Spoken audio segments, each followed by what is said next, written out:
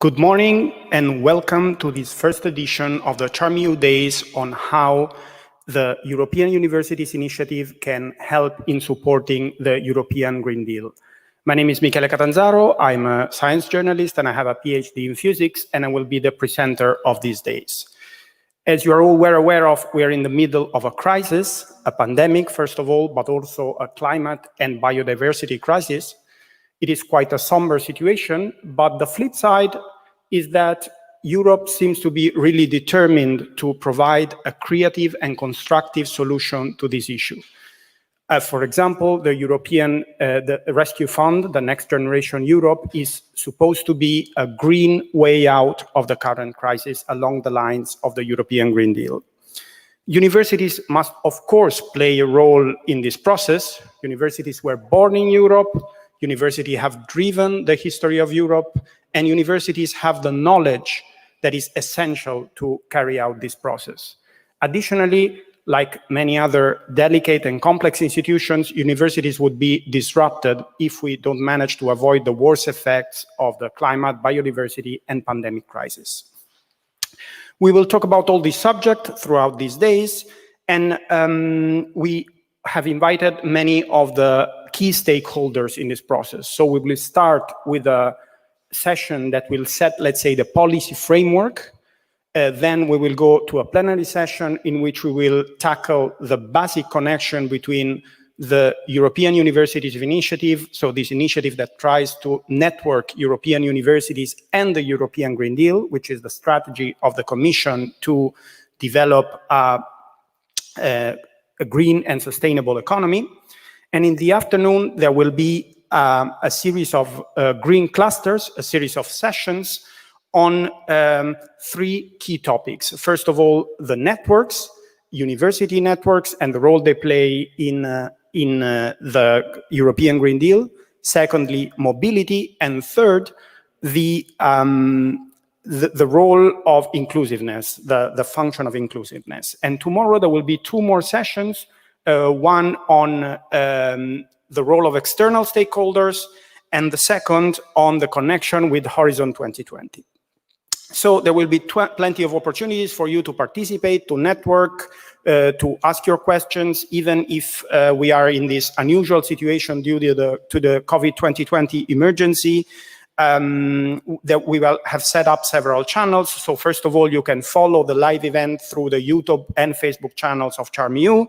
Secondly, you can participate with the hashtag CharmEU Days, EU Green Deal, or CharmEU Green Deal.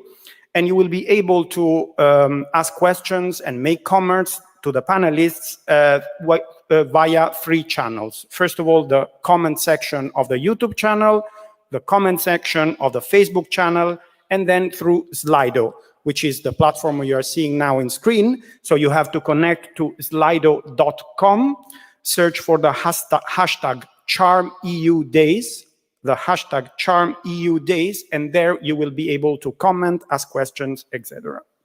So after this, I would like to show you a video that explains what is this project that is organizing all this, what CharmEU is. Thanks.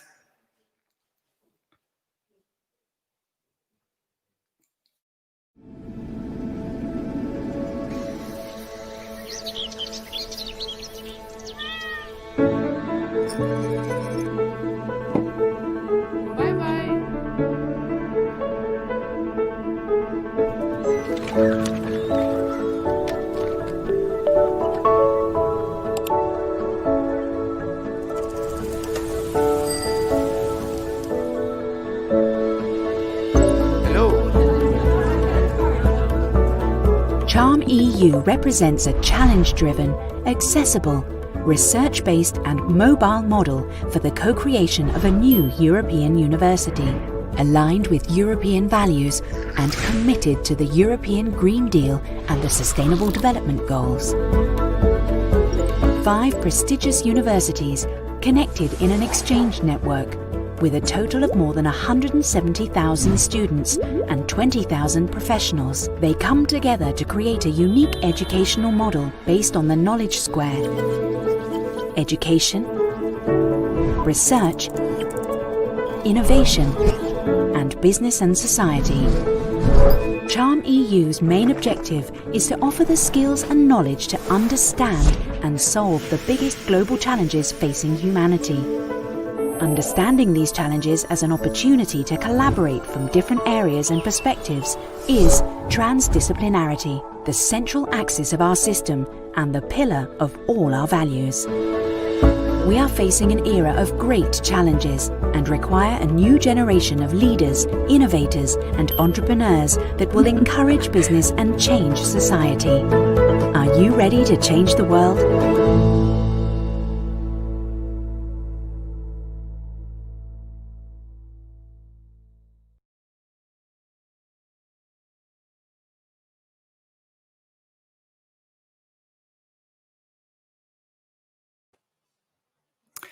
Thanks for this video. We have the pleasure to start the days with the welcome words by Adrian Chirali, Head of Cabinet of Innovation, Research, Culture, Education and Youth of the European Commission. Adrian Chirali, the stage is yours. Thank you very much. Good morning, ladies and gentlemen. It's an honor for me to be with you here today and to welcome you to the first edition of the Charm EU Talks on behalf of Commissioner Gabriel. I am pleased that your European University Alliance devotes this opening session to the topic of supporting the European Green Deal. Climate change is indeed the defining challenge of our time, with far-reaching impacts such as droughts, wildfires, and natural disasters. While containing the COVID-19 pandemic is the focus of our immediate efforts, fighting climate change, preserving biodiversity and natural resources, as well as reducing pollution on land and at sea are global emergencies that we also have to face. The future of our planet and of our society depends on our joint ability across the world to break new paths, decarbonize the economy, preserve and restore ecosystems, and minimize the unavoidable impacts of climate change. Despite increased efforts to reduce emissions of greenhouse gases, we continue to reach new heights on the concentration of greenhouse gases in our atmosphere, temperature records, or extreme weather events. We have launched the EU Green Deal back in December 2019 to reach climate neutrality by 2050. Based on the agreement reached by the European Council in July, more than €500 billion will be targeted at climate-related spending. The European Commission has also proposed a revised 2030 target to reduce greenhouse gas emissions by at least 55% compared to 1990 levels. Our action is not driven by ideology, but because the green recovery agenda is backed by science and economic logic. Yet it will require a change in perception for which we have to mobilize the higher education sector. Such a change will require new courses, new ideas, new solutions, and new pioneering ways of thinking. We need to be in a position to offer viable and attractive alternatives to the high carbon lifestyles. The green transition and investment in education and training, we need to increase the number of graduates and professionals who are able to understand the complexity of sustainable development and effectively work towards a climate neutral and resource efficient economy. To help integrate the green transition and sustainability into school, higher education, and professional training, the Commission will propose a Council recommendation on education for environmental sustainability in 2021. Making the Erasmus program greener is also a key priority for us. In higher education, the European Commission is committed to reducing the carbon footprint of the program and finding more sustainable ways of students to be mobile. This will include financial incentives for participants to use cleaner transport, digitalizing program administration, making climate change a key priority for cooperation projects, and integrating sustainability into curricula. The new Horizon Europe program will also play a key role in accelerating research and innovation in these areas, and thus will be one of the crucial instruments to modernize the European economy and making it more competitive. At least 35% of the overall budget of Horizon Europe will fund new solutions for climate, which are relevant for implementing the Green Deal. The proposed 4 Green Deal missions will help deliver large-scale changes in areas such as adaptation to climate change, oceans, cities, and soil. For instance, our proposed mission on climate adaptation will focus on solutions and preparedness for the impact of climate change to protect lives and assets. It will include behavioral changes and societal aspects by addressing new communities beyond the usual stakeholders, which help lead to a societal transformation. By the end of this year, the European Commission will also launch its European Climate Pact, which will aim to give everyone a voice and space to design new climate actions, share information, launch grassroots activities, and share solutions. We call on European universities to engage fully in this framework. We will also launch, by the end of 2020, an Education for Climate Coalition to mobilize expertise, provide resources for networking, and support creative approaches with teachers, pupils, and students. In synergy with the European Climate Pact, it will be a link between bottom-up initiatives and EU-level action, supporting pledges and concrete actions to change sustainability behavior across the whole of the EU. We need to make sure that this transition is just and it leaves no one behind, or else there will be no transition. The change to come is not only associated with hard science, but also with education, political science, sociology, and so many other fields where the European universities can really contribute.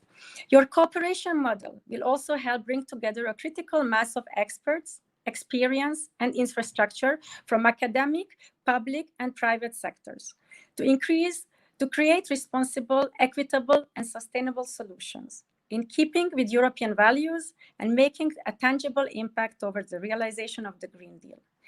As you can see, there is an array of possibilities and the hopes are high. I wish you fruitful discussions today and thank you so much for your attention.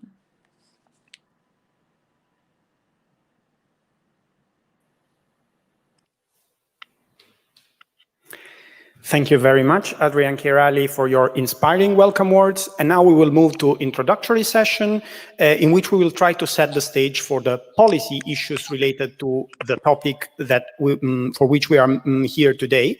We will talk about the challenges, the opportunities, and also the paths forward towards the objective that gathers us together, and the role of CharmEU in this whole story. So we have 4 speakers in this first session. We will start with Joan Elias, Rector of the University of Barcelona, the coordinating institution of CharmEU, and then we will follow with Vanessa de Bail-Sainton, Head of the Higher Education Unit of the European Commission, Patrick Caron, Vice President for International Affairs of the University of Montpellier, and Francesc Almendros Viladerrams, the CharmEU students representative at the University of Barcelona. So first of all, let's hear the welcome words by Joan Elias, Rector of the University of Barcelona. The stage is yours.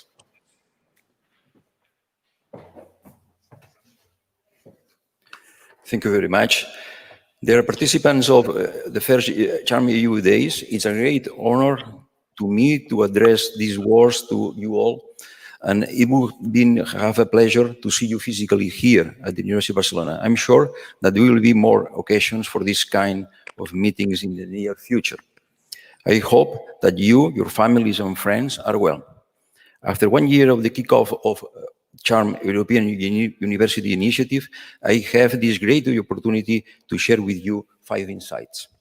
The first is related to the approach of CharmEU Days, which refers to the commitment of the European Commission with the European Universities Initiative to work together for a better, more equitable and sustainable world. The leitmotif of CharmEU is to reconcile the humanity with the planet. Our traits are based on the Sustainable Development Goals and also in helping to develop and transfer knowledge to the future graduates and society with the aim to contribute to the European Green Deal main ambition to achieve Europe's climate neutrality by 2050. The European University Initiative has brought our universities to a long-term commitment to join our forces and strength to work in an interdisciplinary model and with the participation of business and civil society. For us, this is one of the best ways to help to achieve both the Sustainable Development Goals and the European Green Deal. We are an alliance of universities committed to the world around us, not only as observers. CharmEU is more than that. We aim we aim to contribute to get sustainable results towards ethical goals. CharmEU values are embedded in our joint programs and will be the base in the common research and innovation agenda, which will be developed in the coming years. The second insight is that years ago, this initiative was unthinkable, or at least very difficult to occur. We are different universities with different realities. However, there are very special features which unite our 5 institutions. All of us have a great tradition behind us, and at the same time, we look to a better sustainable future. Our strong research and innovation capacity will help us to advance with answers to the society needs and training excellence professionals and committed citizens. The third insight I want to share is that all the alliances, not only CharmEU, allow our university communities of students, academic and non-academic staff to exchange experiences and knowledge for shaping the future together. Sometimes that characterizes us is our international spirit, the mobility elements, and the desire to create something new together that can generate a real societal impact. However, it is no longer about only having one-off experience in another country, but about growing together in an interdisciplinary, international, and intercultural way, sharing and recombining what we have done so far, and also creating together new programs, new knowledge, and innovation for the future. The fourth insight is the key role of business organization and the civil society, as well as governments at all levels, to walk this path together. They have been considered external actors to the university. However, reality shows that this is not the case, and the sustainability challenges we are facing need us working together and become really interdisciplinary. The Sustainable Development Goals and the European Green Deal needs this transdisciplinary approach. Our alliance counts on it as an essential and fundamental principle. We aim to design our alliance with the stakeholders involved from the beginning. The 4 previous insights bring me to the last one. We have a huge responsibility in our hands, and this is not an easy path. Not at all. There are national regulations that are not ready for the international cooperation, different cultures, 6 different languages, and some other difficulties. And now COVID-19. However, far from stopping us, that crisis has helped us to manage the progress in the creation of a new university model, a model which can better prepare the society to face global challenges such as climate change, one of the main pillars of the Green Deal. I hope that these insights contribute to a better understanding on how can European University Initiative contribute to supporting the European Green Deal. Let me end welcoming you to the CharmEU Days to the University of Barcelona. Together, we will do European universities a reality. Thank you very much.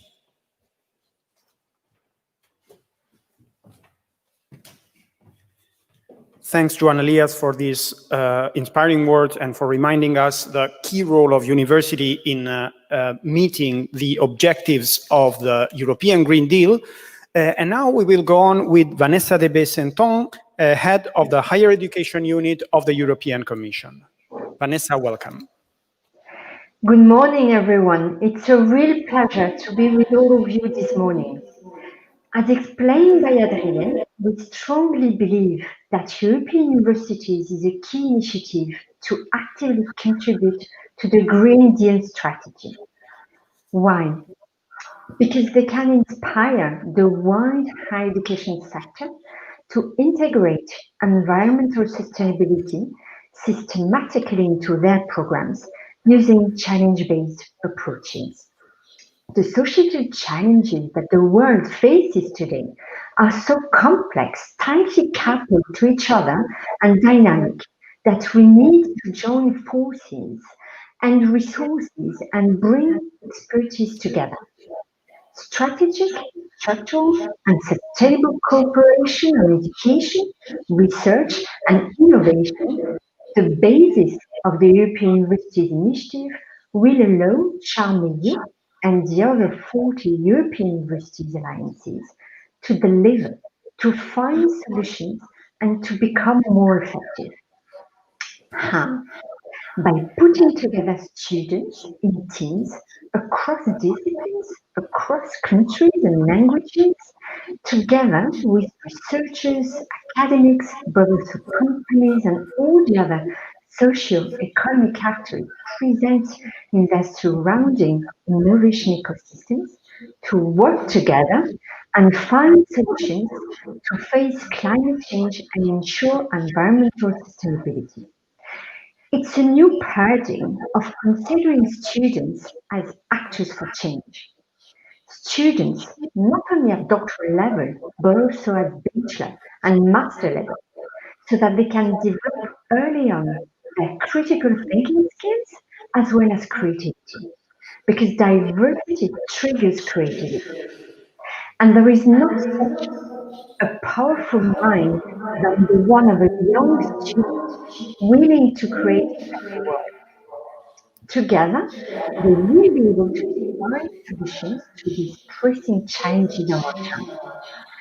Through this challenge-based approach, European universities will transform higher education leaders, staff, and learners to become change makers to create more sustainable, resilient, and inclusive societies.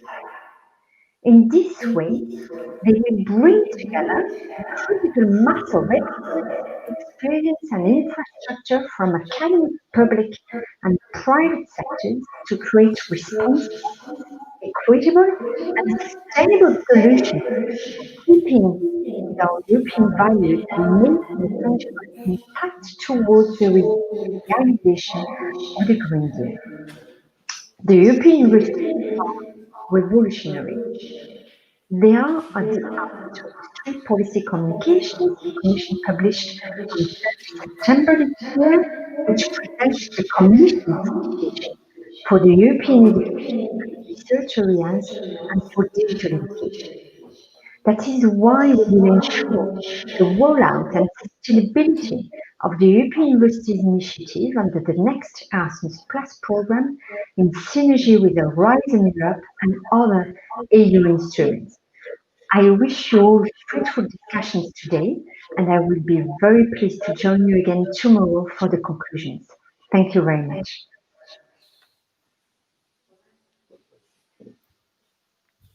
Thank you very much, Vanessa de Besanton, for your wishes. And as you say, we are facing a big challenge, but universities also have an enormous power to transform these challenges into opportunities. And now let's go to Patrick Caron, Vice President for International Affairs of the University of Montpellier. Patrick Caron, the stage is yours. Thank you very much, and good morning, CHARM. Welcome to CHARM EU Days. As Rector John Elias and Vanessa de Besanton said, we are truly happy to welcome you and to embark together on a unique journey on CHARM. To share a bit of the excitement we'll feel with you, I would like to express some preliminary and complementary messages. First, it is about our world. We already knew, as it was said, that something was going wrong, that our house was burning despite the incredible growth that has paved the road during the last decades.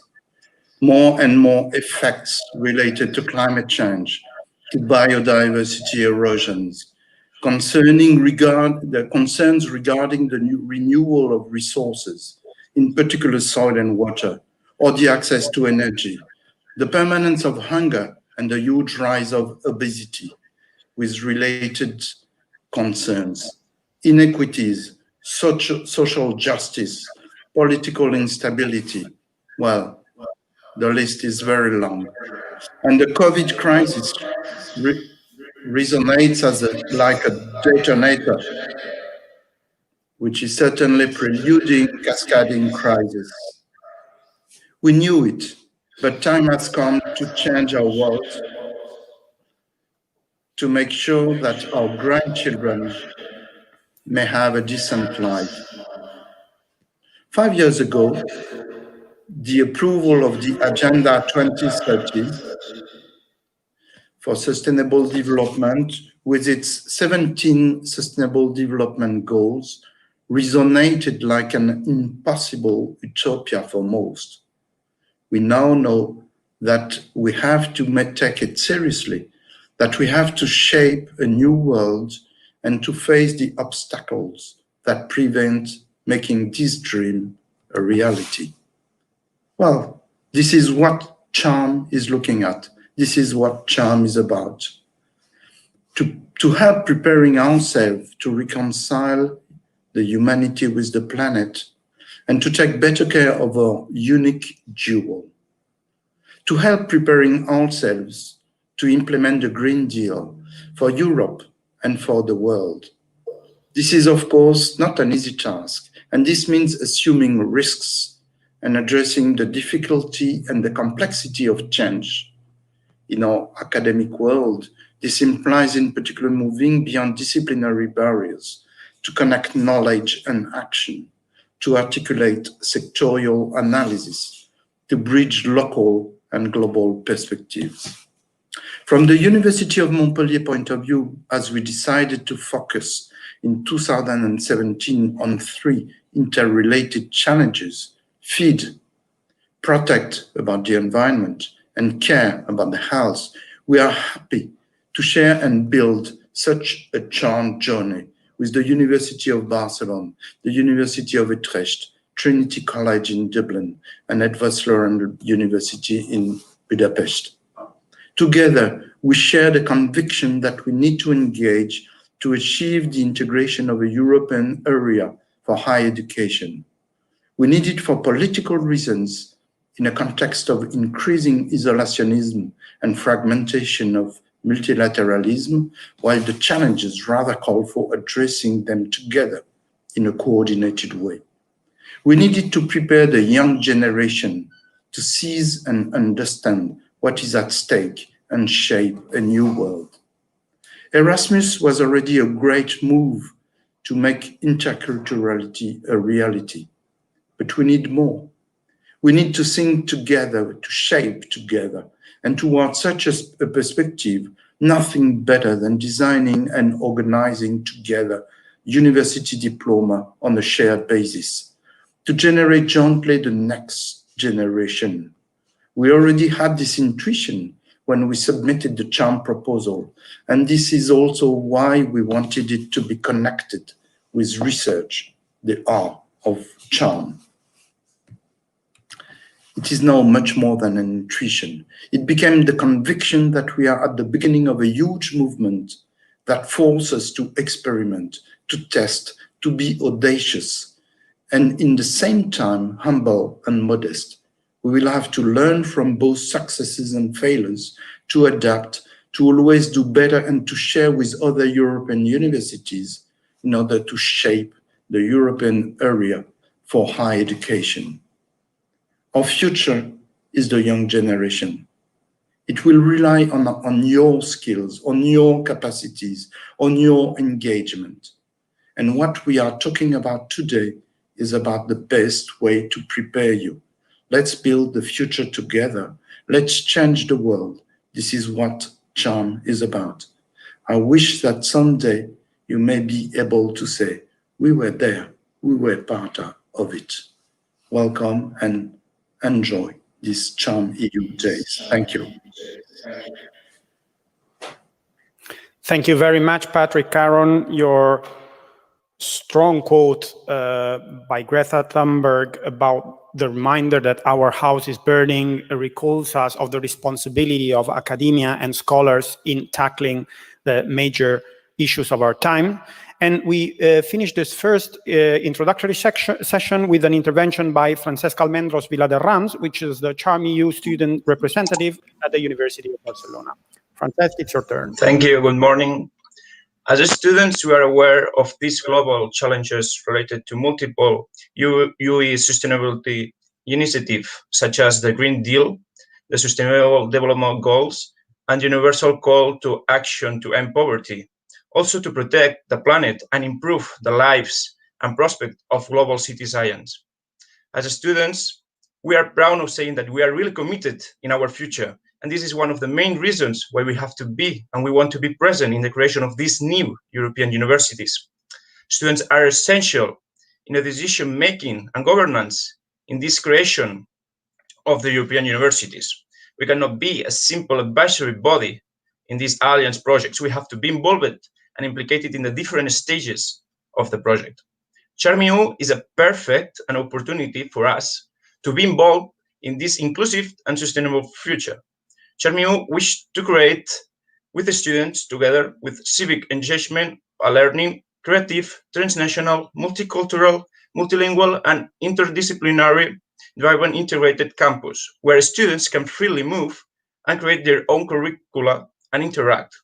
And this new model is needed to be driven by a student voice. In CHARM-EU, we have this opportunity where we will be empowered to become critical thinkers and committed as a European citizen, capable of confronting and solving society challenges. We have to rethink and redesign the university of the future, develop new curricula to meet these challenges and to create a more sustainable Europe.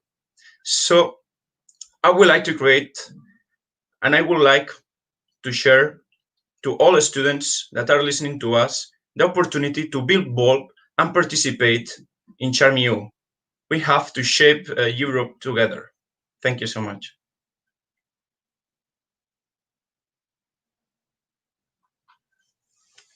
Be the main characters, let's say, of the future, and so it's crucial that they have a word and they can give a very important contribution to the challenge we are facing. So I would like to thank the speakers in this first introductory session. Thanks, Joan Elias, thanks Vanessa de Besanton, thanks Patrick Caron, and thanks Francesca Almendros. And the next session will be devoted to the specific connection between the European Universities Initiative and the European Green Deal. And before going to that, we will watch a video.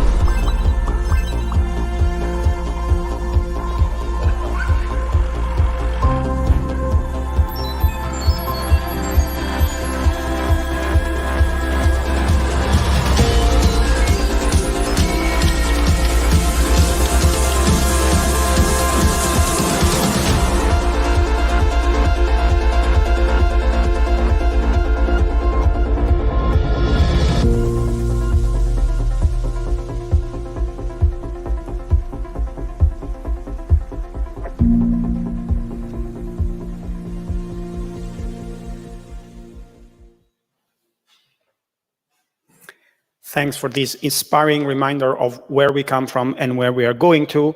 As I said at the beginning, we have planned a set of activities to have you involved. And we would like to start with a little ice-breaking exercise. I invite you to go to slido.com and use the CHARM-EU Days hashtag. And I would like to ask you 3 questions and collect your answer with the objective of making you think about your own way of living and working at the universities. So think about how you live and work at the university.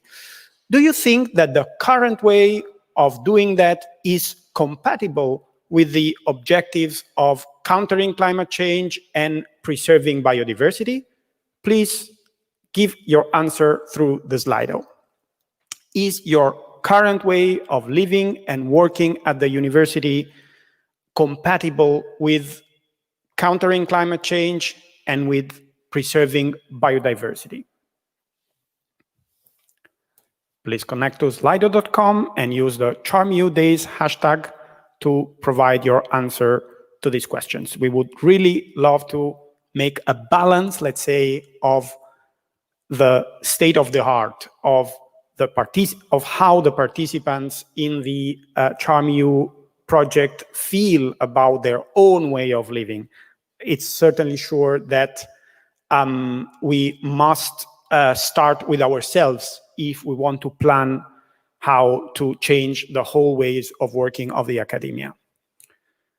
Okay, so we start to collect questions. So people is quite optimistic about their way of living and working at the university, but now I see that the no is growing a little bit as answers flow in, but still there is quite a majority of people that think that they would that the way of living is compatible. The second question would be whether you have any idea of how your way of living and working at the university could change to meet these purposes. And I see that there is a lot of ideas around. 70%, about 70% of people are suggesting ways of, or are thinking about ways of changing their way of living and working at the university. So that is good news for this workshop, because our idea is to share these inspiring ideas. And then let's go to the third question. In the last year, have you made any change in the way you live and work at the university in order to make it greener? Here I also see quite good reaction. So this is also very good news. 98% have carried out some change in their way of living and working at the university in order to make it greener. So maybe this can also be an inspiring starting point for today's event. So thanks for your answers. I think they have been useful to look, first of all, at ourselves, at our way of living, in order to then plan how the whole academia and the whole university world could change to meet the European Green Deal challenge. And so let's start talking about this. As you know, the European Universities Initiative is meant to boost, to create a new university model, a new higher education model that is committed with the present and future generation. And the European Green Deal agenda is the policy that the European Commission is putting forward to create this future for the future generation. And so here we would like to set the grounds for all the debates that will be carried out throughout these days. And in order to do this, we have a group of remarkable speakers. We will start with Henk Kammeling, rector of Utrecht University, Claudia Cavadas, member of the executive board of the Coimbra Group, Marta Subirà, secretary of Environment and Sustainability of the Government of Catalonia, Marie Wittamer, executive director of Civis, and Monica Skatborg, member of the executive committee of the European Students' Union. So first of all, let's start with Henk Kammeling, rector of the Utrecht University, which is also part of CharmEU. Please, it's your turn. Thank you very much. Dear participants to this session and of the CharmEU Days, of course, I'm honored to be the one to warmly welcome you to the session on behalf of the CharmEU European Universities Alliance. Today and tomorrow, especially in this session, we will together explore European universities and the Green Deal, and especially the links between these two very important European initiatives. We hope and trust that this session and these days will be very interesting for you. Enjoy. Thank you.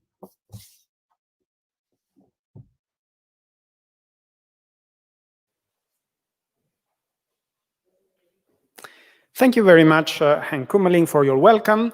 And now it's the turn of Marta Subirà, which is the Secretary on Environment and Sustainability of the Government of Catalonia. Welcome, and we are happy to have you here. Thank you very much. Bon dia a tothom. Good morning, everyone. I would like to thank the University of Barcelona and CharmEU for inviting me to take part on such distinguished panel with so many women. It's an honor to be here with you today.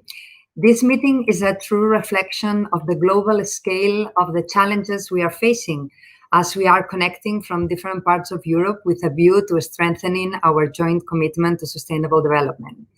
In fact, the impossibility of gathering physically is inconsequential compared to the challenges we face.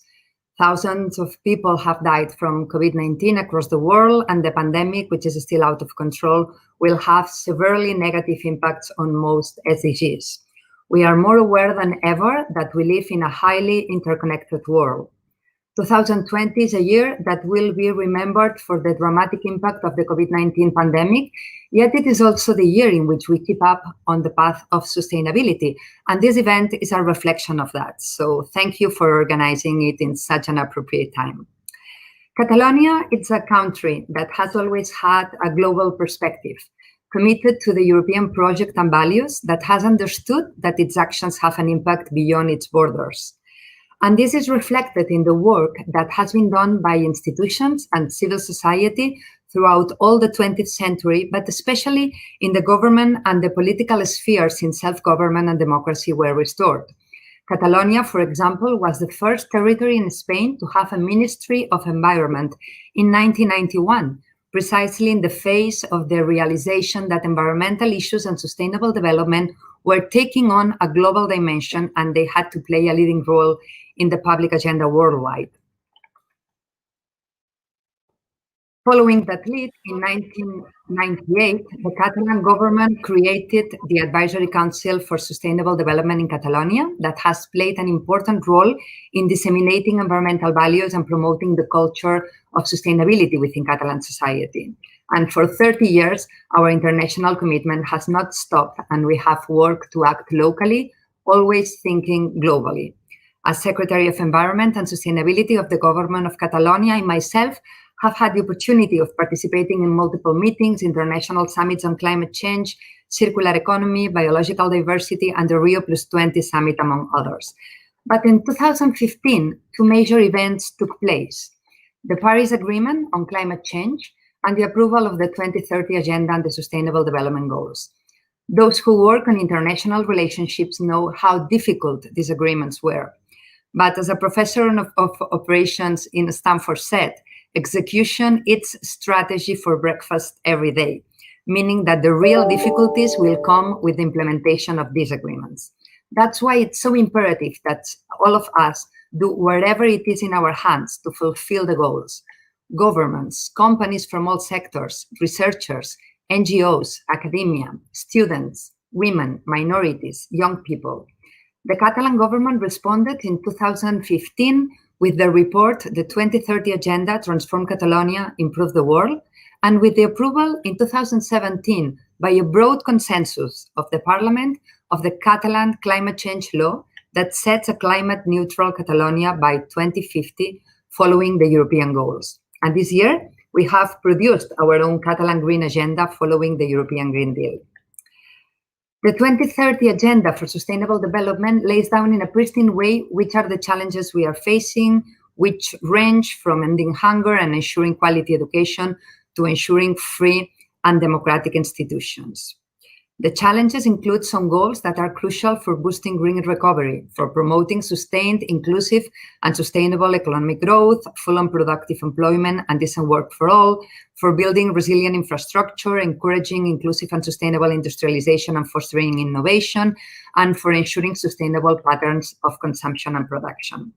And in consequence, Europe has launched its own plan to overcome these challenges, asking for a new growth strategy that will transform the Union into a modern, resource-efficient, and competitive economy where no one and no place is left behind.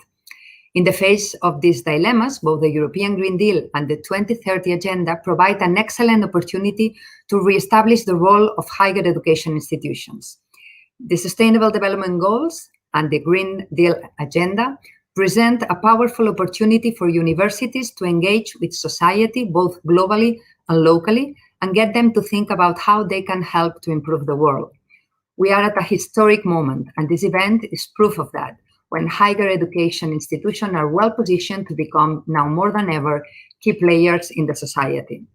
Over the coming decade, the decisive decade, Catalonia, Europe, and the world will be required to deal with profound transformation associated with energy transition, the preservation of natural capital, the decarbonation of mobility and circular economy in order to achieve carbon neutrality. These significant changes must be implemented by all sectors, governments, citizens, and institutions of all kinds to ensure that our societies do not revert to business as usual.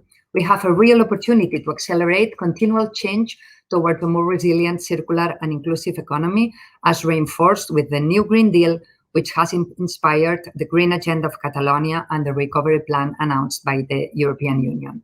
And universities are crucial to help to implement these plans.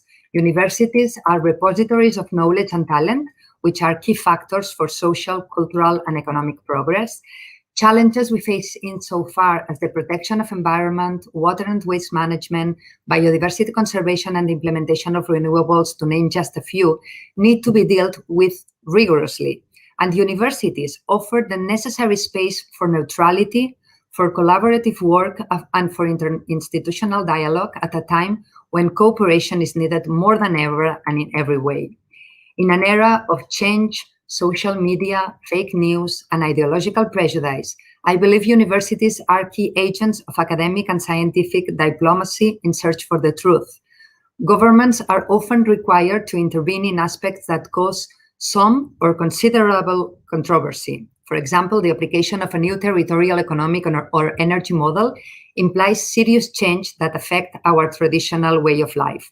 Working together, governments and universities strengthen our legitimacy much more than if governments act alone. Let me finish by saying that CHARM-EU, with its local and global mission, delivers most of the main points of the Green Deal and the global agenda, being one of them advancing science and knowledge for the common good, but at the same time addressing and responding to local and regional challenges and demands. As the director of the Global University Network for Innovation, Josep Maria Vilalta, said, if SDGs are not fully implemented, or if the results are not as good as we expect, we will have fully accomplished our goals in the field of higher education if we are able to cultivate individuals who are committed to sustainability, solidarity, and the common good. So thank you very much and keep the good work. Thank you. Thanks, Marta Subirà from the government of Catalonia. And now it's the turn of Claudia Cavadas, member of the executive board of the Coimbra Group, a group that connects some of the oldest and most prestigious universities in Europe, and vice rector for research and third cycle study at the University of Coimbra. Claudia Cavadas.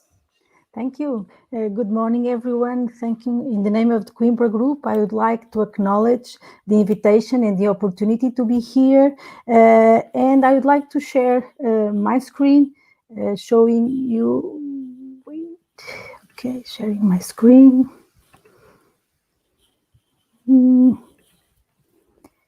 Share.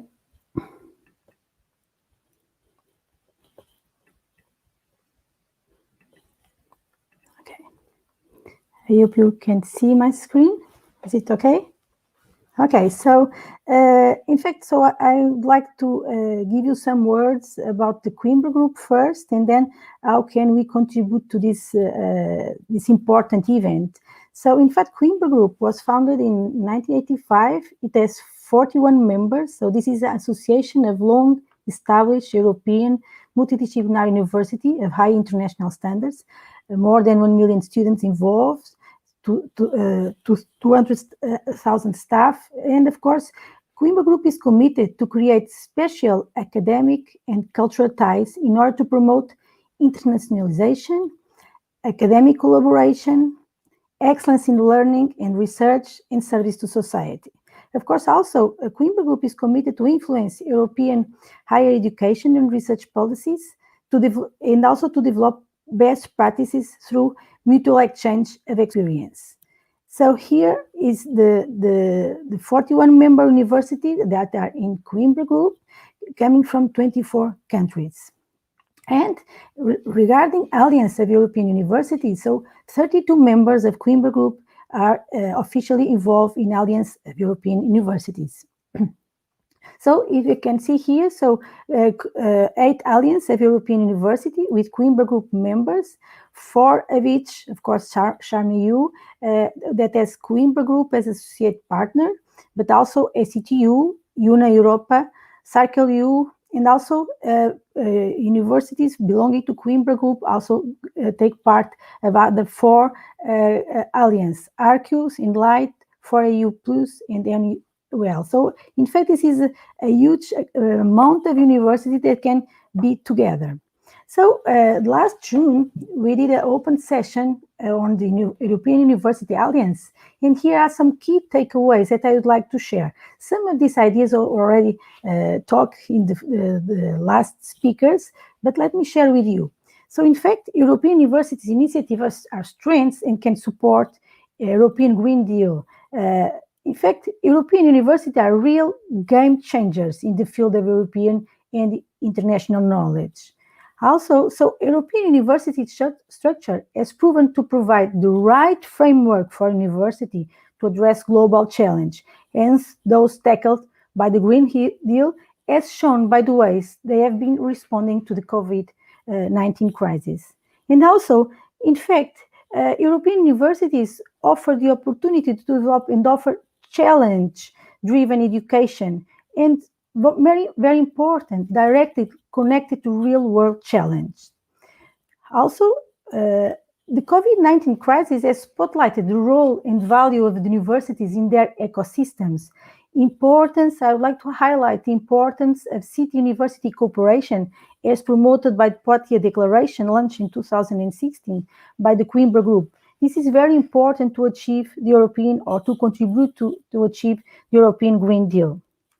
And very relevant. So the European universities, in fact, involve citizens in research, the way the universities communicate science to society. These are key elements in the university-society partnerships.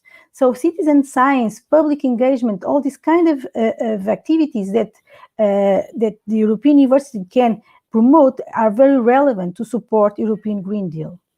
Moreover, alliances are expected to develop strong and new types of synergies and partnerships with public and private stakeholders. This is very relevant to achieve European Green Deal.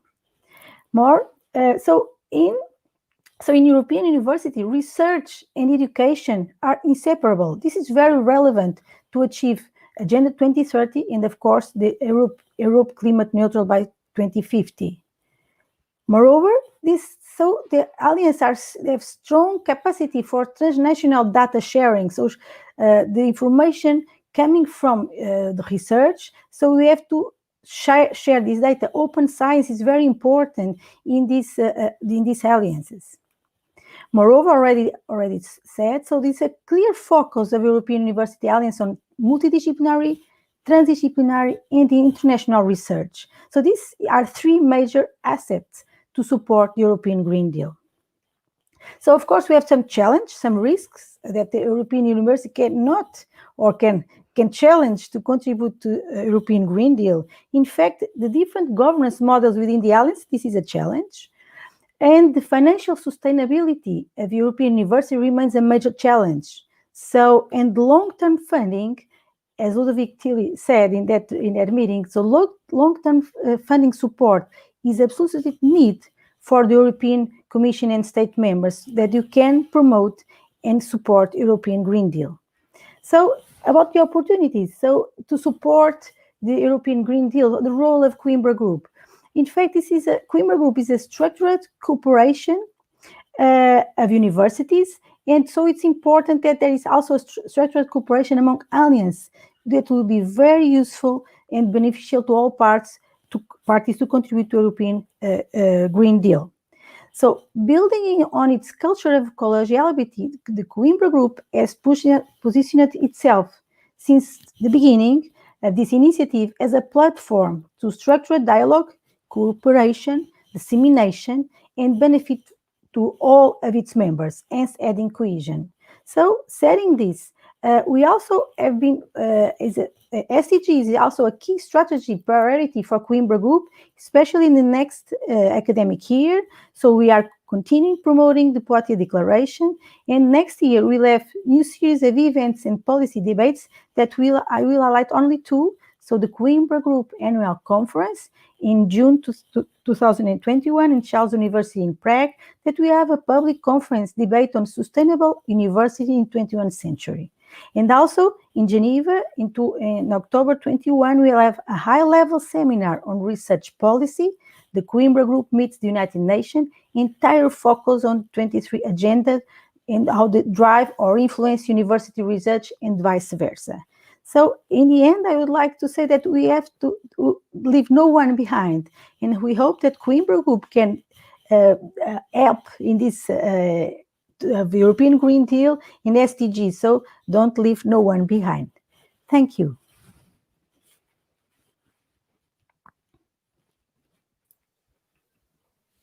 Thank you very much, Claudia Cavadas, for your very clear analysis of the opportunities and challenges that are faced by the university. It's also very interesting what you mentioned about future events and the role of these tight networks of universities in tackling these issues.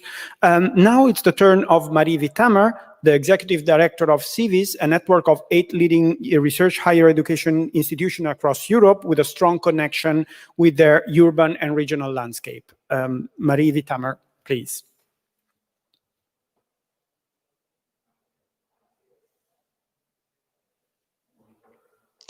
Sorry, my mic was still muted.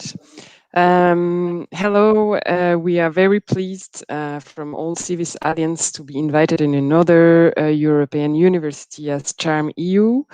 It was great to notice that both our European universities still building itself.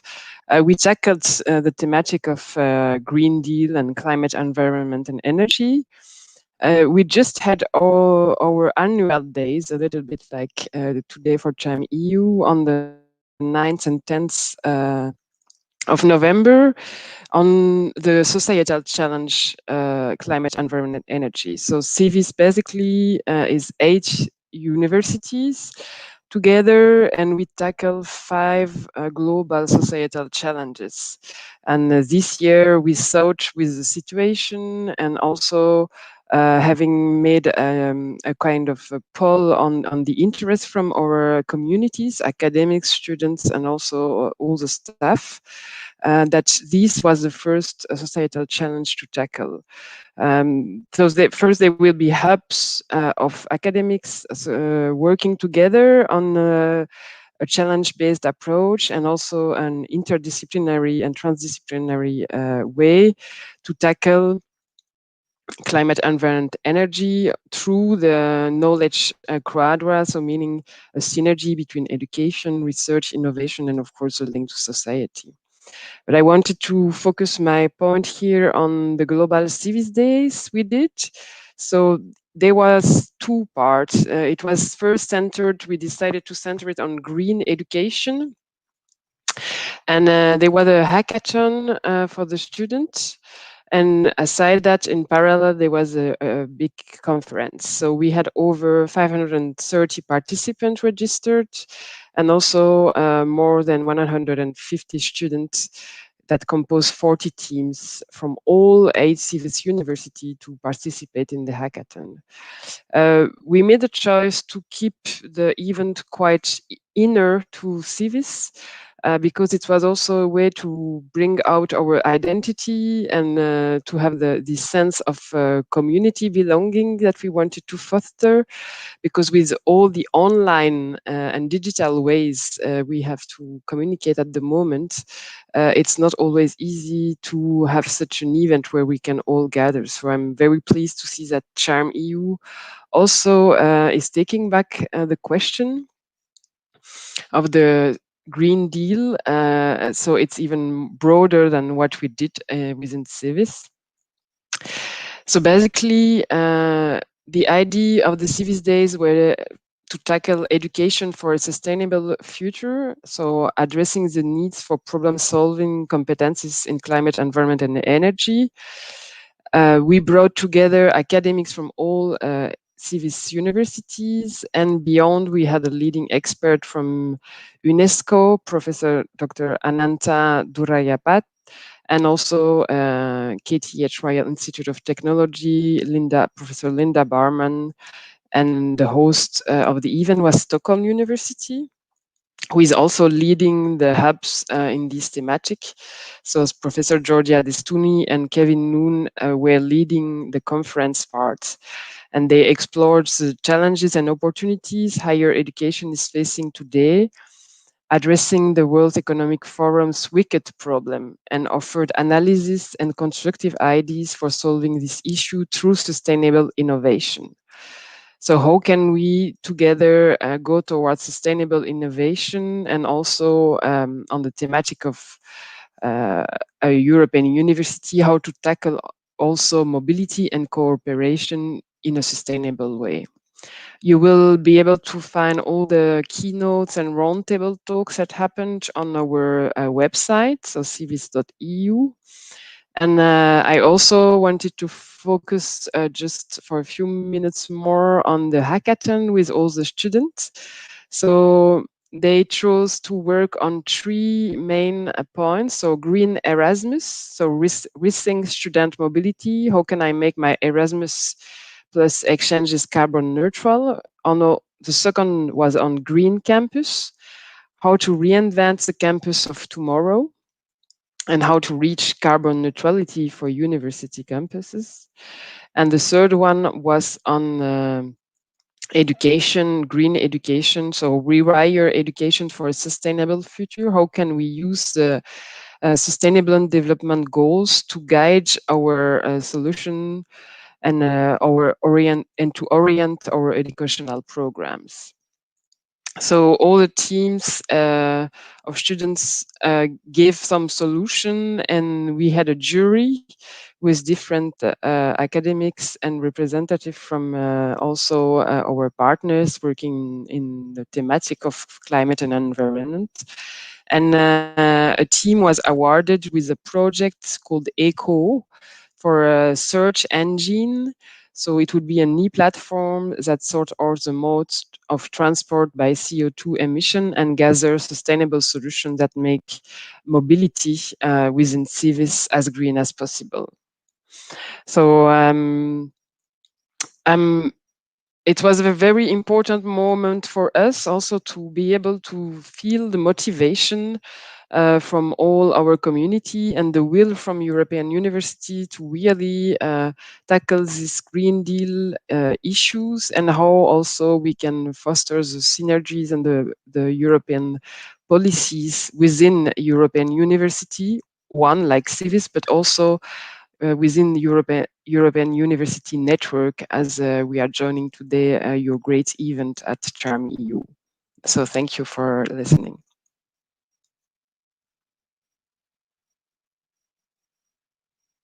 The Civis Days and that resource as an additional resource to what we will discuss today, and also for mentioning some very specific actions that could be taken, like the Green Erasmus and the other you mentioned.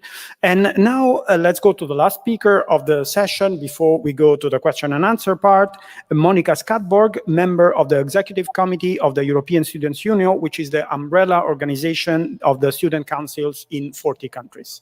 Monica Skatborg. Thank you so much. It's a pleasure to be here with you, even if it's only online. And we, of course, are really happy for the initiative of this discussion. And we also really look forward to participating in the follow-ups and in all the wonderful initiatives that the previous speakers presented were in the pipeline. We all know that such initiatives will become much more rooted if you actually have the student input on board. And we are, of course, really happy as the student umbrella to spread the knowledge and the initiatives to our members so they can help you root the good practices in their universities. I have a whole bunch of good practice ideas that I would like to share with you, and I promise to share Esu's paper on this as well, so you can use it after these 7 minutes. But before I do that, I kind of must comment on the first poll that was shared here. There was really a surprising amount of people who believe that their current operations are in line already with a sustainable future. So either we have a very non-representative group here, where a majority have actually a carbon footprint below 2 tons. I'm not saying that's impossible. A little bit concerning, though, it could also be the case that people just don't have a realistic view upon the actual impacts of our current way of operating. And I just think it's really, really important, guys, that we have a realistic viewpoint on what is actually necessary to achieve a sustainable future, that we set science-based targets. We all come from science-based institutions. And if we don't do that, actually be realistic about the gigantic footprint we have right now and how far we are from the sustainable limits currently, then first of all, we're not science-based, which is odd for people who come from academia, but second of all, we also won't take the necessary degree of action if we don't have a realistic view upon where we are right now. So I think it's really important that you all guys go make a CO2 budget of your actual operations and acknowledge how far that is from the sustainable limits, because that's really the first step, is acknowledging truly how much of a problem we have. Anyway, that was just because that couldn't go uncommented, that we have a majority of people who consider their current operations sustainable. What I wanted to give of input was how ESO views sustainability efforts in the relation of higher education institutions. We really think it's important to mainstream it into all parts of your operations. So not put it in the CSR department, which is unfortunately what often happens. Also not consider it a third mission thing to implement. It's really something that must be viewed inside of literally every department in your organogram, in the way you do research, in the way you do educations, in the way you operate your campus, in the way you communicate with stakeholders around the university. If there's any employee at your university who thinks that sustainability is not at all connected with their job, then the mainstreaming hasn't really happened at the level that it needs to happen. And we think, of course, that the sustainability aspect of education is really important, and not as some type of an add-on, nice-to-have thing, but actually viewing it as a core aspect of what education quality needs. It's also always been very debated, what is education quality? And for example, I'm going to become an engineer, and some might measure the quality of my education based on how few flaws there are in my programming, or how many mathematical theories I have grasped, or how good I am at writing clear, understandable reports in the job that I will have in the future. But if I have not been taught how to view the skills and the competencies that my education is giving me through the lens of sustainability, and really understand that actually the skills that my university is giving me gives me a lot of power, and with that power comes a gigantic responsibility for how I use it in society. If I don't have that understanding continuously through my education, really the impact view of my role as a future engineer, then we would argue that I'm not a good engineer, because honestly, that's kind of dangerous, giving me all those skills and not giving me the ability to think about how those skills change the world inevitably, either in a good or in a bad direction, depending who I choose to work for and how I choose to do my job and how I behave as a citizen besides my employment. So if I don't have that, then we would argue I'm just not actually a well-educated engineer. And that is not fixed by having a course in climate change as an add-on to my education. It's fixed by continuously viewing it through all the learning outcomes within my education. Think of it as a matrix approach with all the different subjects and intended learning outcomes, and then ticking off, okay, what in the end are the ingredients of a good engineer, and did we cover sustainability in a proper way and create a responsible engineer? I already spent a lot of your time. I would like to, though, share a small anecdote of the importance of student involvement in making really changes in your institutions. I was at an alumni event in my local university. It's already been some years since I was a representative there, but I met a distinguished gentleman who was, I'm not offending him by saying, a few decades older than me. And he, of course, wanted to share stories about what it had been like when he was in my previous position. And he said, "Oh, I was from the generation that invented the environment." And I must have looked like a total question mark.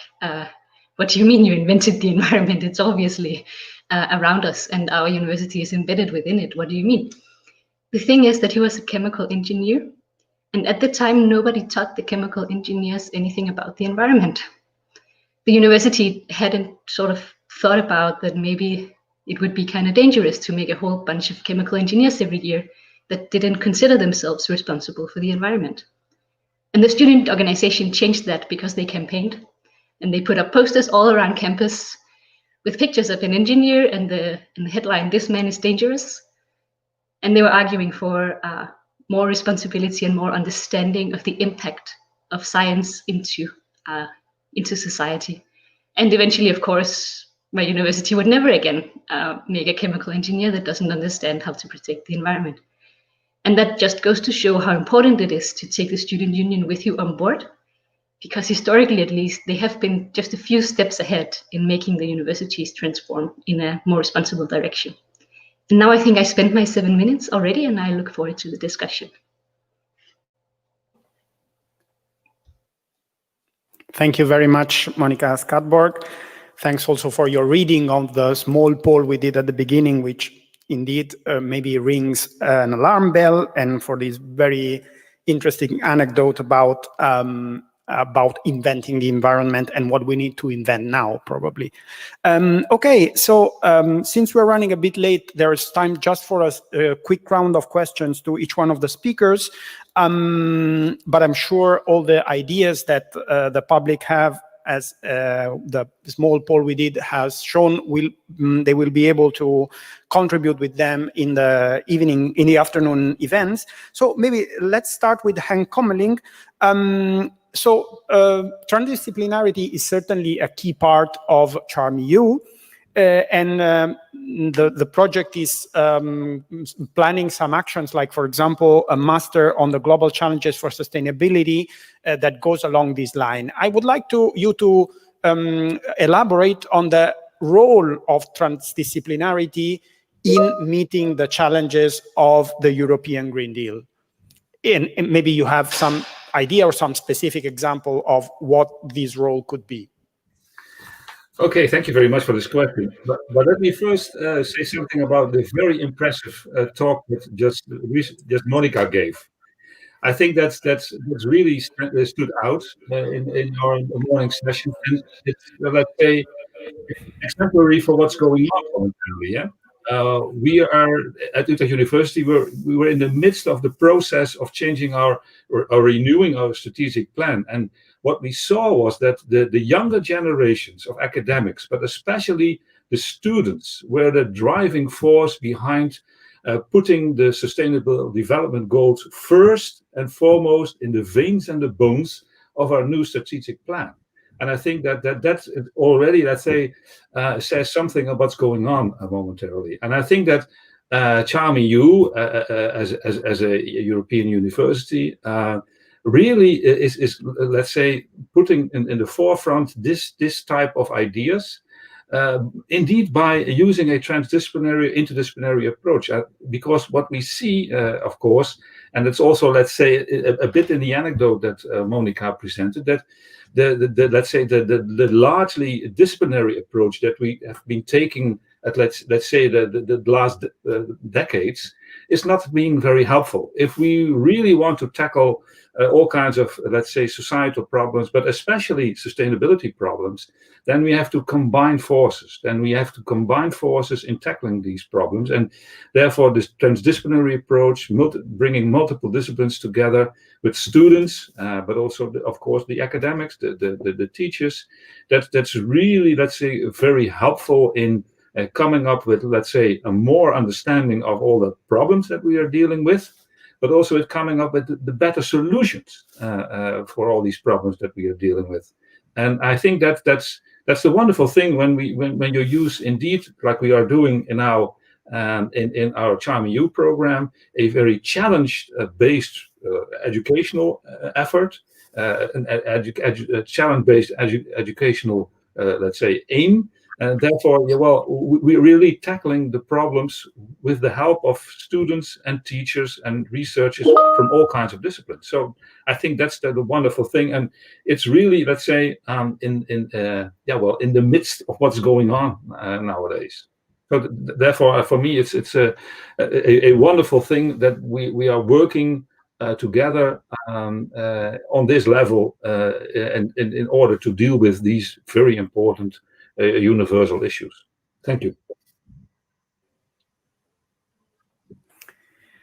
Great, thank you very much. I would like to ask to Marta Subirà about the connection between what the university can give and what the governments need. Okay, so what is your expectation? What does a government expect from universities in helping it to deal with and to meet the challenges of the European Green Deal?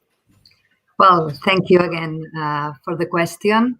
I also loved Monica's speech and Monica's approach. And I think that our expectations are really very high. Having read everything about the Charm EU, in fact, gives me motivation to enroll in the program if I could, because it's really a very good approach. From the Department of Sustainability in the government of Catalonia, we have always had connections with universities. We work very closely with some of them in some of these challenges, but we have never seen such an approach like the one that you are presenting today. So usually what we used to ask was to introduce in the degrees, in the masters, in the postgraduate masters, the subject of sustainability, as Monica said. So climate change when you are studying engineering, or I don't know, the environmental assessment in urban planning, things like this, but always like something added, not in such a holistic approach as you are presenting today. So really, having heard all the speeches and interventions, I am today more optimistic than yesterday, since I see that this is really a true possibility of changing the game, of teaching young people and the leaders of the future a new way of doing things. And I think that's the aim of the European Green Deal, doing things in a different way. The last crisis, the 2008-2010 economic crisis, showed us that the society at that time wanted a recovery at whatever cost. They wanted to recover the economy at any price. And what we are seeing now is that this is no longer the way of seeing things. Nowadays, society is much more aware of the importance of sustainability and of the protection of the environment. And they are asking, and the European Union and the governments are, I think, we are responding to it. They are asking for a new approach. And I think universities are doing your part in a very nice way. Congratulations. Thanks a lot, Marta Subirà. Let's hope really the way out of this crisis is it's not a rebound into an old system, but a change to a new one. And now I would like to ask about challenges and opportunities. So maybe I would ask Marie Tamer about the challenges and Claudia Cavadas about the opportunities. So Marie Tamer, what are the obstacles that European universities face in this path towards meeting the objectives of the European Green Deal? From your point of view, I guess there are many, but what are the main ones? Of course, there are many challenges to face. I would say that really finding new ways on the mobility issue and the cooperation, because it keeps very simple. I mean, it's very practical and maybe not the main research area toward the Green Deal, but really to reach sustainable European universities and to foster the environment and climate change. I think it's really one point we should all work together, and it's an obstacle to overcome and to really find new solutions. And I would also say the interdisciplinarity is a very important point, and it's a challenge that goes also. It's just like European Universities project. We are trying to build it at a structural level, a transformative way in creating European universities. And so it's a challenge, but at the same time, it's really an opportunity, because the same way we should tackle the challenge on climate and environment to go toward the Green Deal, and how to foster that in a transversal way, to mainstream it from the beginning within our European university. It's a challenge, but I think also the fact that we join together in networks among European university, it would be very interesting maybe to set up also some groups reflection on how we tackle that, because it's also all the territories. Within Civis, we have also open labs where it's like project incubators that are also focusing on the Green Deal challenges, and they are working with institution partners, all the regions. And I see also in Charm EU you are doing the same way a little bit. So also on the territories within Europe, it's growing, and there we can really have a nice impact. But it's a challenge to do that together.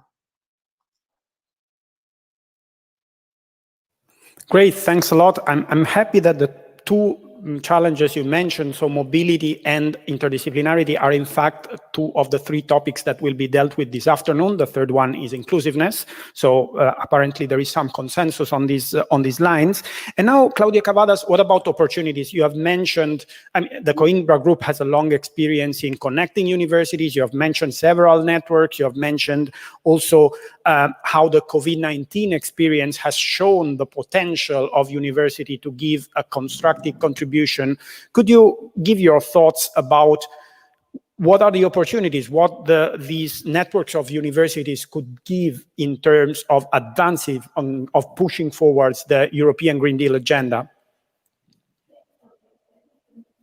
Yeah, so I think the most important thing is really the networks. So how can we connect with each other inside of each alliance and between alliance?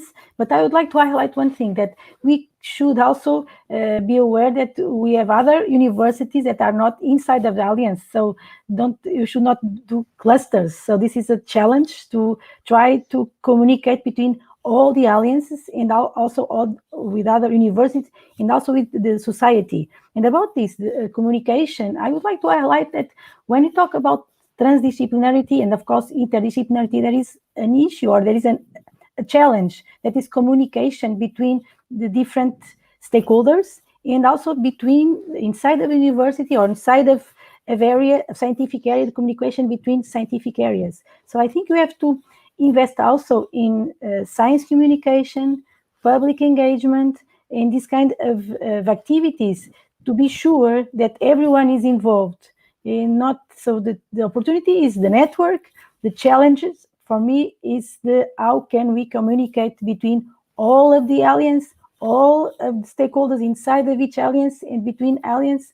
So we have to promote science communication, or ways of communicating differently about these issues. I think this is my point of view.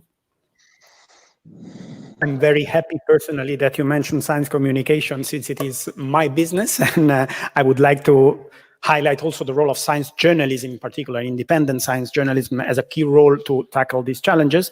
And so, Monica Scatboard, as we have mentioned in several times this morning, students are, of course, those future generations that this whole plan is thinking about, okay? And so I think it is quite important that they have an important voice in this whole process. How can this voice be heard? What are the ways in which students could be actively involved in this process? Could you give us some ideas, please? Yeah, so it helps a lot to actively and democratically involve the students in all the bodies that have decision-making power on the university and give them like actual impact. They can tell the difference between actually being able to co-decide something and just being like heard. So that's a really important step. And then you can utilize the international networks that are available. Of course, there is ESO. There is also something called Students Organizing for Sustainability, SOS, who have made a habit of collecting all the good practices of making universities more sustainable and actually want to help student councils everywhere do the same things, copy the same campaigns, the same sustainability auditing, the same approaches to education quality. Something that would also be really cool if you did was have a look at how you do quality assurance of your education.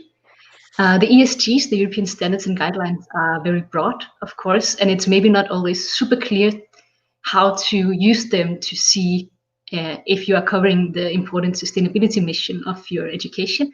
But there are ways of interpreting them in a way that ensures that you're actually looking into it when you do the interviews in the quality assurance panels and when you have the discussions in your local study board. And I would point towards the Swiss example of how to do this. So they've actually made a very cool guideline, so to speak, as a part of their quality assurance regulation that has a lot of very concrete questions you can ask yourself. Are we doing this? And it covers not only environmental sustainability, but also social sustainability and sort of equality aspects. And it would just be really cool as a person who's been on a lot of QA panels visiting universities, it would be nice if we were talking about this as well and not just about usually about employment. So that would be really great. Sure, it will be taken into account. So thanks to the speaker of this session, thanks Henk Kummeling, Claudia Cavadas, Marta Subirà, Marie Witthammer, and Monica Skadborg. And then now we go to the follow-up, which will be something I think quite amusing after a 5-second pause. Thank you. Thank you.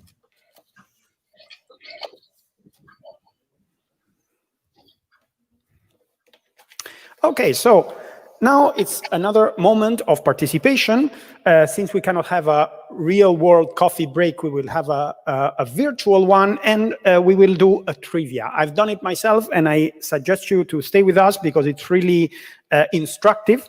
So there will be a set of questions on issues including the European Universities Initiative, COVID-19, Horizon 2020, etc., and CharmEU, of course.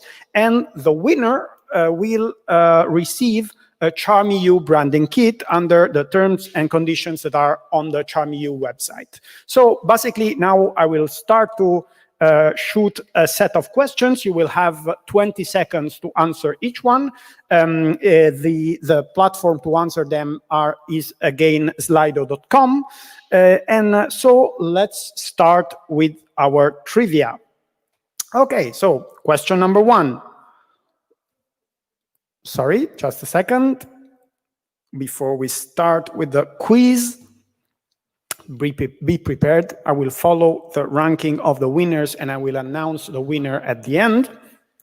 And then we will be sending you this CharmEU branding kit. And maybe while the technical issues are being fixed, let me remind you what goes on after that. We will have a break for having lunch, basically. And then after that, there will be the 3 green cluster sessions, which will be devoted to 3 key topics. And I hope at that time you will have plenty of opportunities to contribute with your ideas. The first one will be on transdisciplinary network. As you have seen, this has been proved to be a key issue in terms of contributing from the academia to the European Green Deal.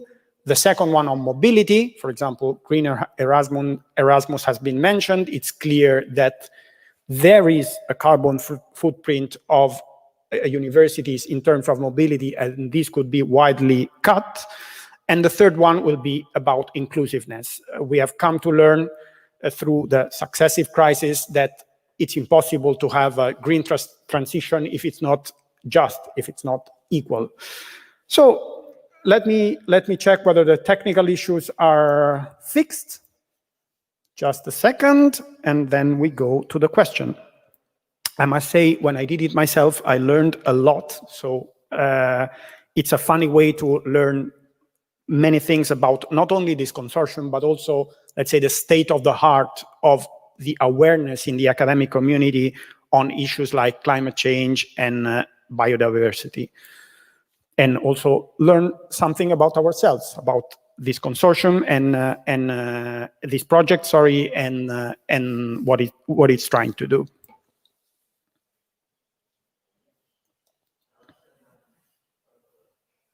Almost there, be patient. Okay. So be prepared. Can I start? Okay, great.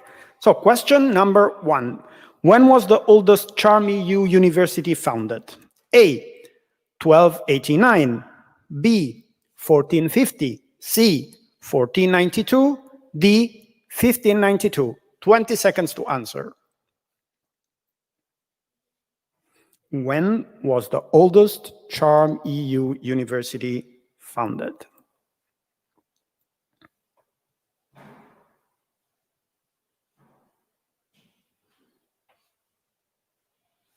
"16 seconds to go."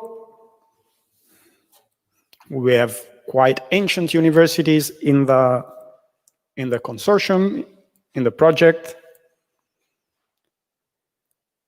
And the oldest one is the University of Montpellier, which was founded in 1289. Oh, I see that a lot of people have answered that.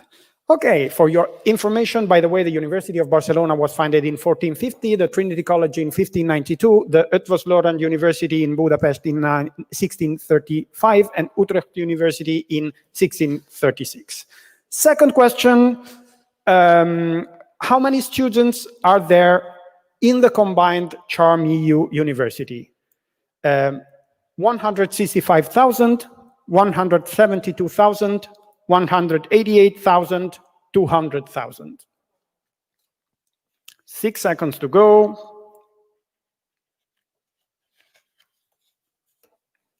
And the answer is 172,000.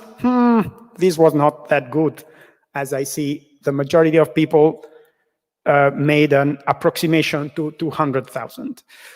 Okay, so third question about Horizon Europe, the new European Union framework program for research and innovation.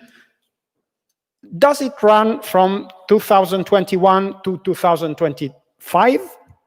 True or false?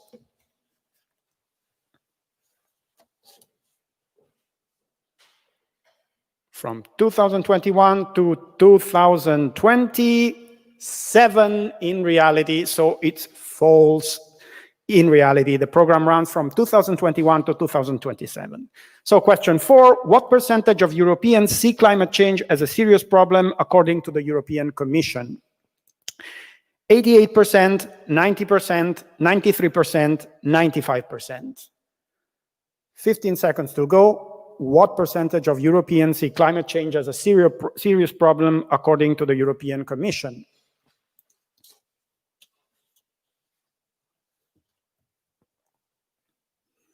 And the answer is 93%. We almost got there. It's almost herd immunity, one could say. Let's hope it is. So now let's move to question number 5. Today, European industry uses only 12% of recycled materials. True or false? 12% of recycled materials used by the European university. True or false?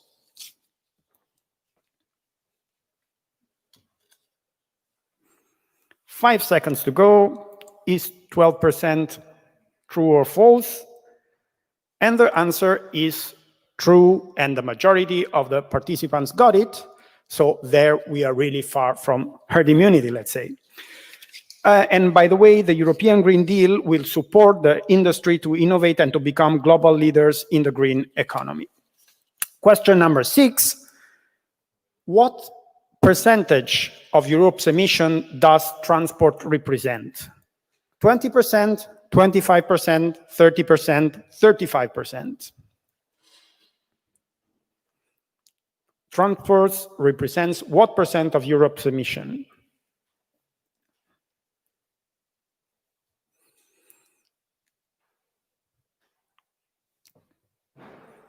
So the majority of people think it's 35%, but in fact it is around 25%. And the European Green Deal aims at making it even smaller by rolling out cleaner, cheaper and healthier forms of private and public transport, which we can see is a key element also for specifically the objectives of CHARM-EU. By the way, by now the leader is Martina, followed by Silvia and Gilles. Question number 7, 17 European university alliances were successful in 2019. How many new ones were successful in the 2020 call? 22, 24, 26, 28. How many new universities were successful, university alliances were successful in the 2020 call? And the answer is 24, and you are very well informed because more than half of the participants got it. Out of 72 applications received, 24 new European university alliances were selected, involving 175 higher education institutions from 27 member states and other countries participating in the Erasmus Plus program. Question number 8. European university applications require at least 4 higher education institutions from 4 Erasmus program countries. Is this true or false?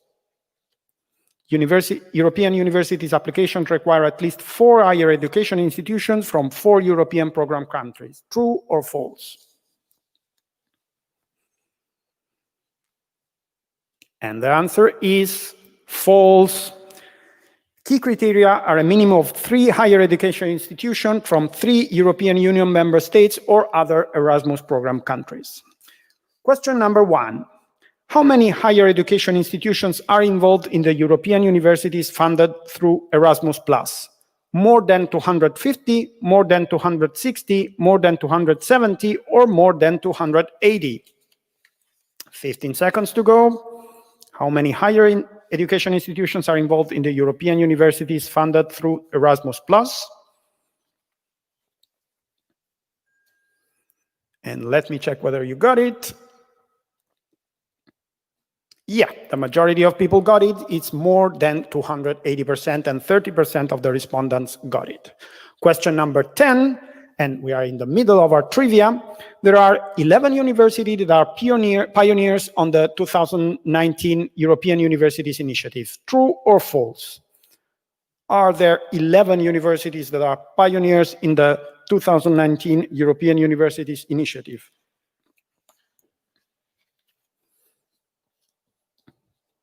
Five seconds to go, and the answer is true.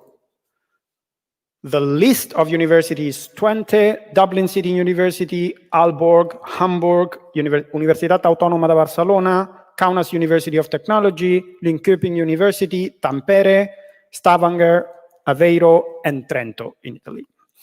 Question 11. The European Universities Building the Universities of the Future kickoff was in Brussels in October 2019. True or false?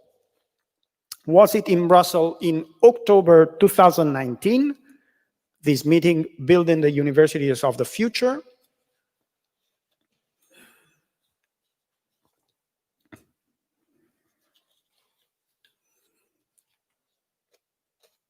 And in fact, it took place in November 2019, so the answer is false. Many of you did not remember. Well, October and November are very close to each other. How many member states plus Ireland, Norway, Serbia, and Turkey and United Kingdom are involved in the European Universities Initiatives?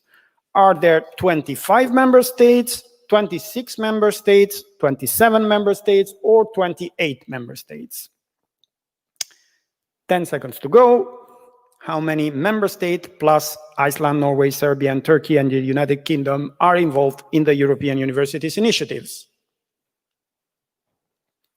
And the answer is 27 member states. So the majority made a mistake of just one.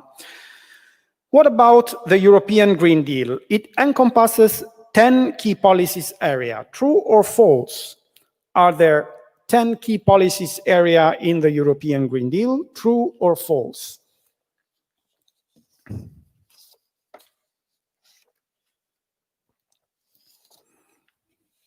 How many policies areas are there in the European Green Deal, the main character, let's say, of the Charm EU days? Are they 10?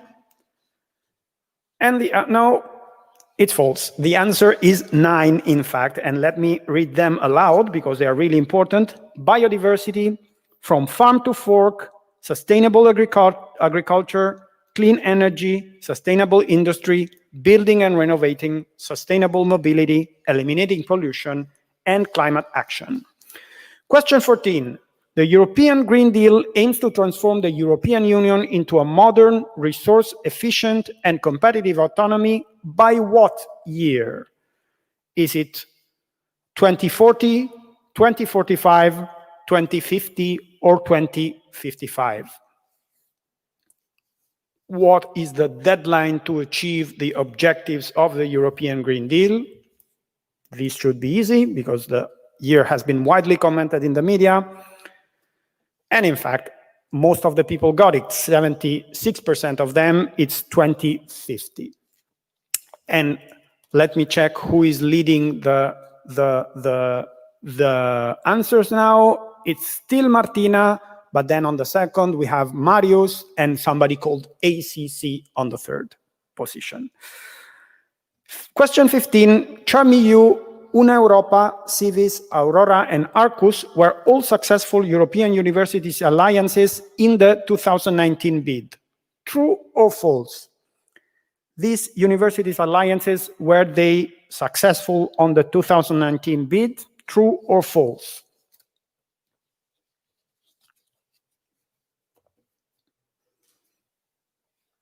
And the answer is false. The Aurora Alliance was one of the 24 alliances announced in the second call in 2020, of which we have talked in one of the other questions. Okay, so question 16. From 12 initially foreseen, 17 alliances were funded in 2019. The total funded was increased from 60 million euros to 70 million, 75 million, 80 million, 85 million. So the total funding for university alliances was increased from 60 million euros to one of these sums because 17 alliances were funded instead of 12 that were initially foreseen. So the majority of people have answered 85 million, and in fact, that is the right answer. Question 17, one that you should also know because it has been widely discussed in the media. The 19 contained in the COVID-19 name represents the fact that it is the 19th strain of the coronavirus discovered. Is this true or false? Where does this 19 come from?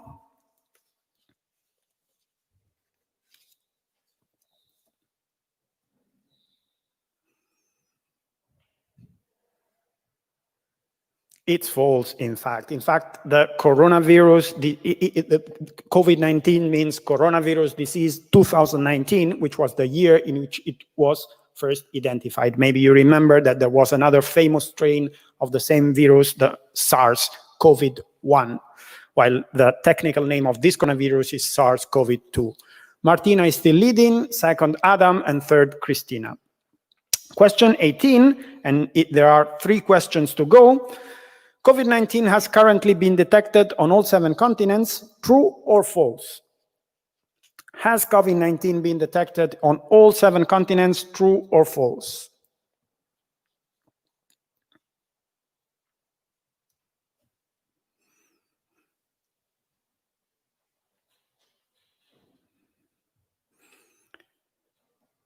Most of you say true, but in fact not. The answer is false, because according to the Center for Disease Control and Prevention, COVID-19 has been detected in all continents, but in the Antarctica, in where it has not been detected yet. So that is the only continent of the world that is clean of this new virus. Question 19, currently, which group has had most severe effect of the COVID-19? Men or women? COVID-19 has hit more men or women? 15 seconds to go. We know we still need to learn a lot about this disease, but statistical evidence starts to emerge. So according to current studies, men have been hit harder by this novel coronavirus, and 100% of you got it. The last question, US President-elect Joe Biden received an honorary doctorate from one of the partners of CHARM-EU, Trinity College, Dublin. Is this true or false? Here you have a telling picture. Is it true that Joe Biden received an honorary doctorate from the Trinity College in Dublin? And the answer is true, and many of you got it. So now we are done with the trivia. Let's check who is the winner that will receive this CHARM-EU marketing package. And the winner is Adam Toth, who got 12 out of the 20 questions right. So thanks for participating in this trivia. I think it is very, very instructive. And now we will close the morning session. Starting from 12, you will be able to follow with the event on the same YouTube and Facebook channels that have been used starting from this morning. So I remind you that at 12 there will be a cluster, a green cluster on titled Towards Transdisciplinary Network to Solve Global Challenges. At 13:45, a second green cluster on mobility, talking about sustainable mobility solutions. And on 15:30, a third green cluster on inclusiveness, titled Mainstreaming Inclusion in Complex and Interlinked Societal Challenges. I will meet with you tomorrow morning at 10, and let's close the morning with a closing video. Thanks.